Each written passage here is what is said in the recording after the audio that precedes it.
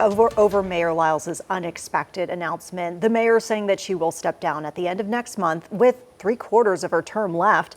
That date will mark nearly a decade as the city's first Black woman mayor, and it follows years of government service working for the city of Charlotte in several roles, including assistant city manager and on city council. And one note about her last day, June 30th is also the last day of the fiscal year, meaning she will see the budget process through. And tonight, as many reflect on her legacy, a big question is what comes next? Well, and now we're hearing from the woman that she replaced, Jennifer Roberts, and one of her opponents in the last primary. It's one of the most highly watched seats in the city. WCNC Charlotte's Tanisha Woodard has that story. I just wish her well. For years, Mayor Vi Lyles has been one of the faces of Charlotte's growth, leading the city through booming development, political division, and public controversy. Now, her decision to step down before the end of her term is creating new questions about who could lead the city next and how that decision will ultimately be made. The council needs to take a vote. They do have to replace the person with someone from the same political party. And it has to be a majority vote of the council. Former Charlotte Mayor Jennifer Roberts says the transition is about more than just politics. It's about stability. The council needs to take a vote. They do have to replace the person with someone from the same political party. And it has to be a majority vote of the council. Meanwhile, some former political opponents say the announcement signals a broader shift happening inside Charlotte politics. I can't say I was surprised, and I actually spent a good amount of time on the campaign trail talking about, did she have the energy? Did she have the drive? Brendan McGinnis, who ran for mayor back in 2025 and lost, says many residents have grown frustrated with public trust and issues at City Hall. And it just comes back to that narrative that she hasn't been transparent her whole term. But it's just hard to sit there and people not question, why are you doing this now? And McGinnis says he's open to being interim. Though he ran against Lyles back in 2025, he has no intentions of running again. I think I do bring some things, some benefits to the interim position. Roberts says she's also open to filling that seat under certain conditions. I would do it if asked, but it's not, something I'm really advocating for right now. And Charlotte City Council is expecting to release more details about the transition within the next coming weeks. Reporting in the newsroom, Tanisha Woodard, WCNC Charlotte.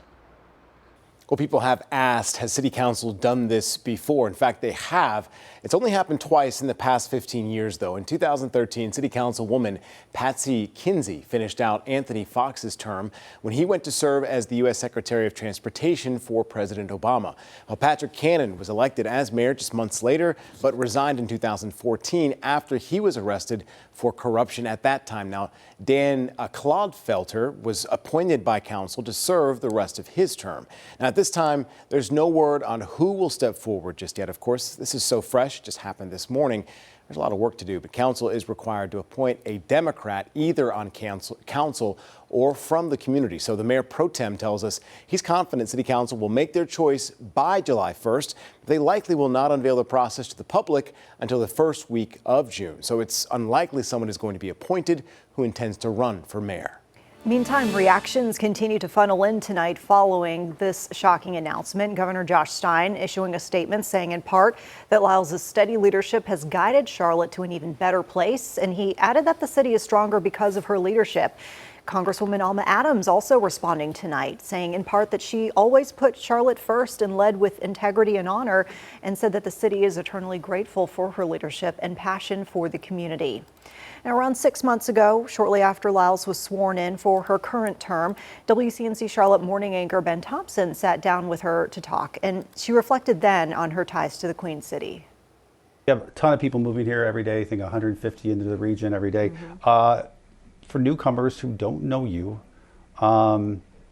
what do you want them to know about you?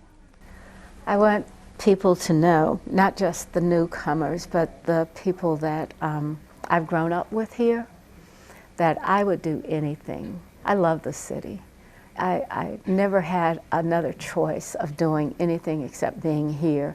And what I hope that they would know is that I am open to what we need to do to continue to be the right place for you to live and to be successful in our city. So we've been following this story, this major one, pretty much throughout the day, both here on air and through our live Impact news stream. You can find several interviews just like this one with Mark Jarrell, some of the leaders that have been reflecting on her tenure and how they will go forward from this. Excuse me, open the WCNC Charlotte app. You can watch live wherever you stream, and stories just like this, whenever they break, that's the place to be, streaming.